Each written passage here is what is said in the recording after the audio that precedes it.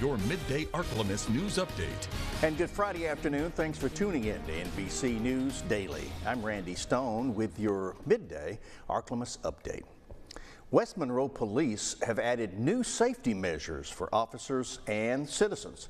The department now has body cameras for all of its patrol officers.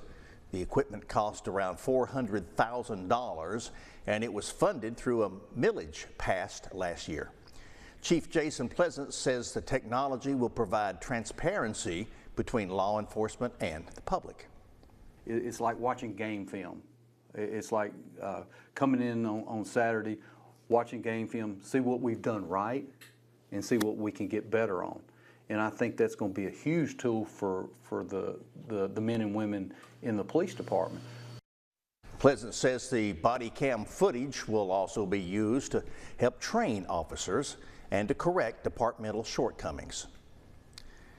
A sting operation in Tallulah lands 3 people in jail facing multiple drug charges. Troy Alexander, Brittany Larry, and Jared McLaughlin were booked in Madison Parish Detention Center following a multi-agency investigation into suspected drug trafficking.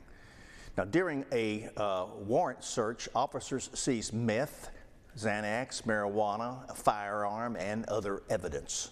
For a complete list of all these charges for all 3 suspects, you can visit myarklamiss.com. Well, a major win in the courtroom for former Monroe Police Public Information Officer Charles Johnson. The Louisiana Supreme Court has overturned Johnson's termination into a 6-1 ruling. Johnson was let go earlier this year for allegedly delaying the referral of an excessive force complaint to influence a mayoral election. According to a letter from Johnson's attorney, Johnson is owed back pay from his termination date until reinstatement.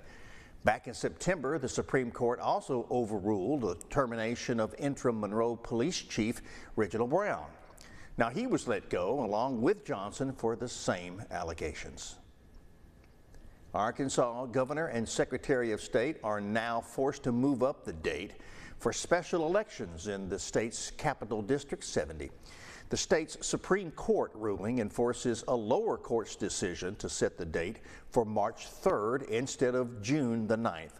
It now follows Arkansas law for a special election within 150 days after a seat becomes vacant. District 70's seat was emptied after Representative Carlton Wing resigned. This comes after the Democratic Party of Arkansas filed a lawsuit claiming the original date would leave the district without representation during April's fiscal session. Now, exclusive Storm Tracker Doppler weather with meteorologist Chase Ward. Will continue to be mostly clear throughout much this afternoon. Temperatures will still be warm and above average, pushing to upper 70s near lower 80s for our daytime highs. The wind still remains southerly, and it's also going to feel a bit more humid considering dew points have been on the climb. And we could possibly see some light patchy fog overnight tonight as we kind of head into early parts of Saturday morning. And much of the weekend, we will stay dry in regards to precipitation, but we'll still see a few passing clouds and again, chance for some light patchy fog kind of each night with these influx and increase in dew points. So any weekend plans, it's going to kind of feel like we're back in September a little bit with these temperatures that will continue in the 80s, and this will probably still last to at least next Monday.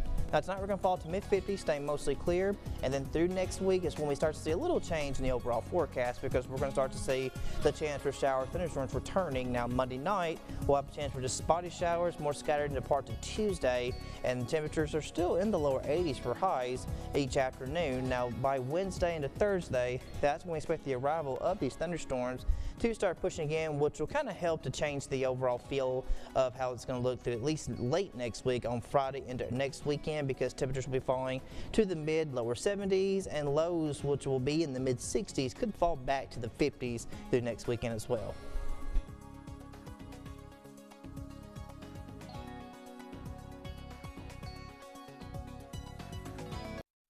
And on this Friday, that's our midday update. NBC News Daily continues now. Please nominate someone for Remarkable Women here. Check your neighbors and pets. I'll see you Monday. God bless you. When you see